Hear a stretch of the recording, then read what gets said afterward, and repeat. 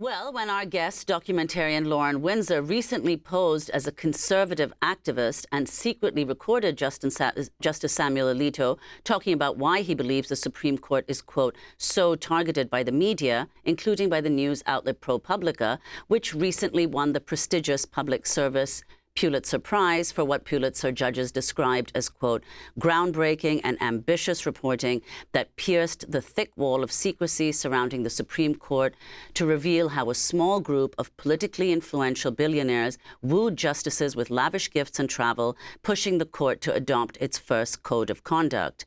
In the audio Windsor recorded, Justice Alito said, quote, ProPublica gets a lot of money and they have spent a fortune investigating Clarence Thomas, for example.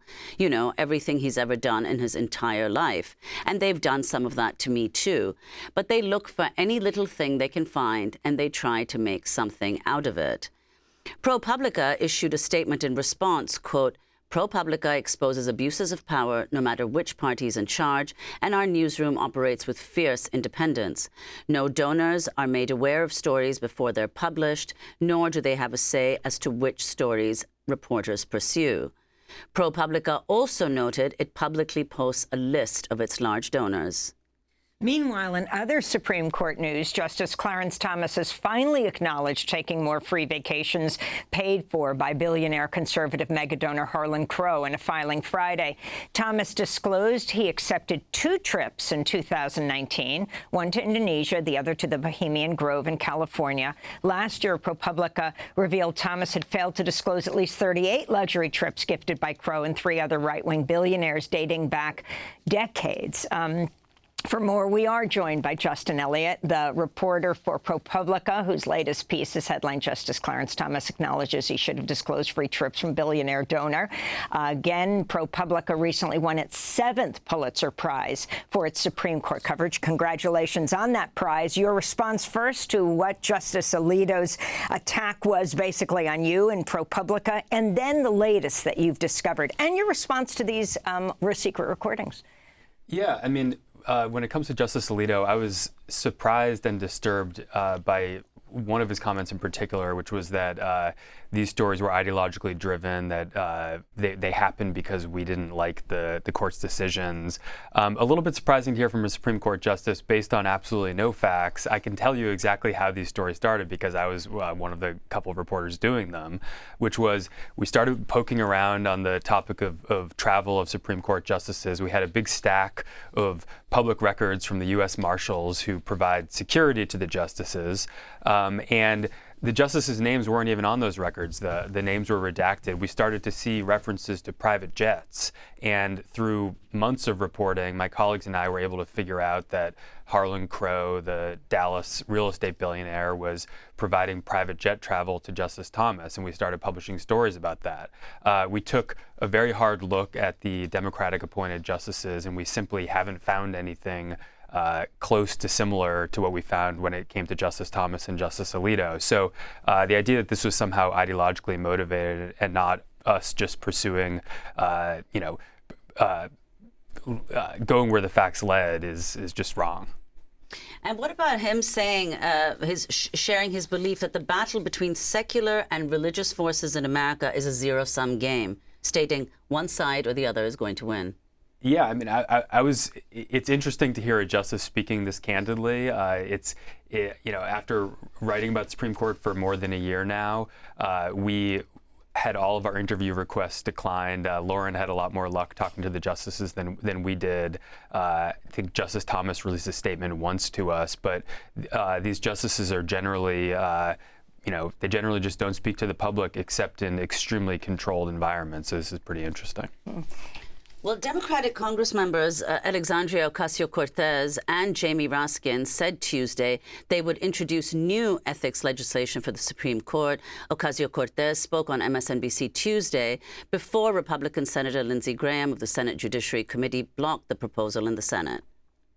To have any one of our co-equal branches be completely unaccountable to the others is paving the path to authoritarianism, tyranny, the abuse of power in the United States, and it is structurally completely unsustainable. And so it is not a question of if Congress has jurisdiction and power over the Supreme Court. It is what power are we going to exercise in order to rein in a fundamentally unaccountable and rogue court. So that's Alexandria Ocasio-Cortez. If you could comment on what she said and speak about some of the legislation, ethics legislation, that's being suggested. Yeah, you know, one of the interesting and paradoxical things about the Supreme Court compared to other parts of our government is there are very few ethics rules. You know, I got, as I learned about this as we did this reporting last year, I got so many calls and emails from ordinary federal government workers who were shocked after we were reporting, you know, Harlan Crow and these other billionaires were paying for, you know, literally millions of dollars worth of travel and other gifts for Justice Thomas, because they said, you know, we can't take a lunch that costs $50 or maybe even a T-shirt from a conference. So even members of Congress, you know, not known necessarily as paragons of ethics, have much more strict rules than the court. So the bill that was being debated on Capitol Hill yesterday, blocked by Senate Republicans, I believe, would tighten some of the gift disclosure rules, tighten the recusal rules, and create a ethics complaint process by which members of the public could submit complaints, and a panel of federal judges would look into those complaints when it came to Supreme Court justices. And what about how the Supreme Court compares to other courts, federal appeals courts, state courts? Yeah, you know, lower federal court judges do have more binding rules than the Supreme Court. You know, what we've been focused on is there is this law that was passed after Watergate in the 70s that requires justices to make annual financial disclosures, including of most gifts above a few $100s. As you mentioned a few minutes ago, Justice Thomas last week had to amend his 2019 filings to disclose free trips he got from Harlan Crow to Indonesia and These are private jets. Private jets. Harlan Crow also has a super yacht where, you know, the staff of 20 workers, where Justice Thomas has, on that trip in 2019, they hopped around islands in Indonesia and has been on that around the whole world, really. He also had to disclose another trip, also via private jet, to the Bohemian Grove, which is this sort of secretive all-men's retreat in Northern California. And you know, that was actually the third time in the last 10 or 15 years that Justice Thomas has had to amend his legally required financial disclosure forms. The third time he said some version of I misunderstood the rules, or I inadvertently missed these things. And is this all in response to ProPublica's reporting? The latest two times were 10 or 15 years ago he had to disclose Ginny Thomas's income in response to some other reporting. His wife. Yeah. And that was significant because these annual financial disclosures are required by law, so he has been violating the law repeatedly. And I have always thought it striking that you have a Supreme Court justice whose job is to interpret the law. You know, Justice Thomas obviously famously is an originalist and a textualist, supposed to be all about close reading of the text, and he's just repeatedly acknowledged that he has misunderstood this law and had to amend his forms only after media reports about things that he should have included legally. What about this issue of recusal?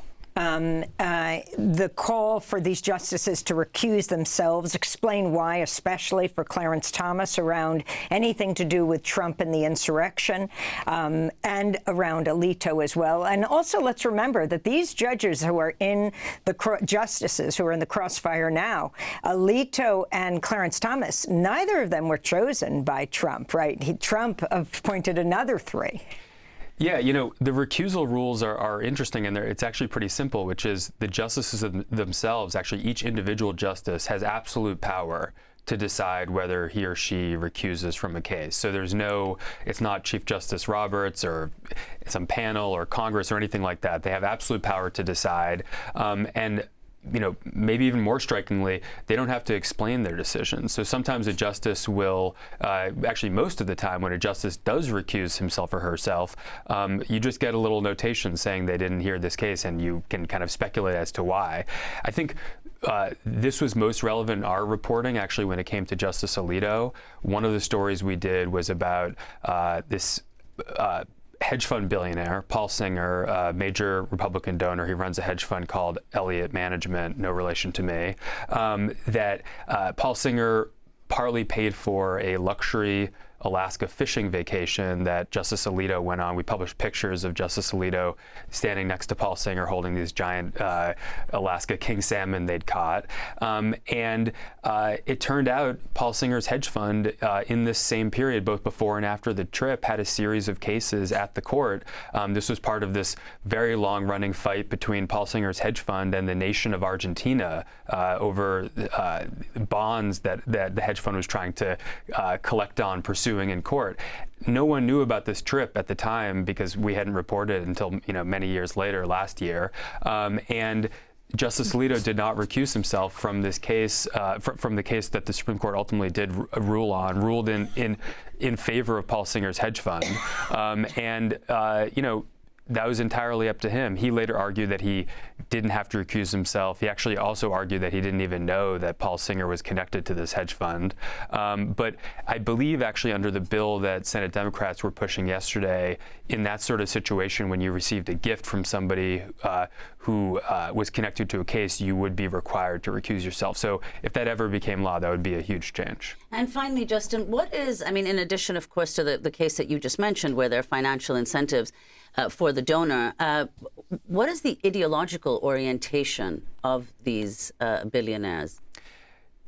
When it came to the billionaires we were writing about who were giving things to Justices Thomas and Alito, almost entirely across the board, we're talking about not just wealthy businessmen, but people who were very politically active on the right. I mean, Paul Singer, for example, for many years has been one of the biggest donors to Republican and conservative causes. Same with Harlan Crow, the Dallas real estate billionaire, who also specifically gives money to conservative legal causes. I believe there's one exception to this. The man that essentially gave Justice Thomas his multi-$100,000 RV was more in the middle of the road, but they were friends going back to their 20s, so that was a bit of a different situation. But generally, the pattern was very clear that we were talking about, Republican donor billionaires. And does the Senate Judiciary Committee have power over demanding that they recuse, or Chief Justice Roberts?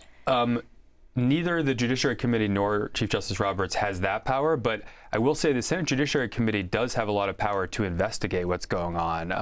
There's really no reason to believe that we actually know all the facts about what these justices have gotten. The stories that we did took, months and months of reporting from my colleagues and I, and the Senate Judiciary Committee has something that we don't have, which is subpoena power. And they actually have been investigating. It's been moving very slowly, sort of unclear why they haven't gotten more at this point. They authorized subpoenas for Leonard Leo and Harlan Crow to get more information. I believe they actually still haven't issued the subpoena to Harlan Crow.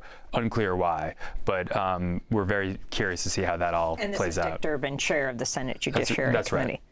Well, I want to thank you so much, Justin Elliott, for joining us, reporter for ProPublica, co-wrote the new report headlined, Justice Clarence Thomas acknowledges he should have disclosed free trips from billionaire donor. ProPublica just received its 7th Pulitzer Prize for its Supreme Court coverage. And thanks again to Lauren Windsor, the documentarian, for letting us use these recordings.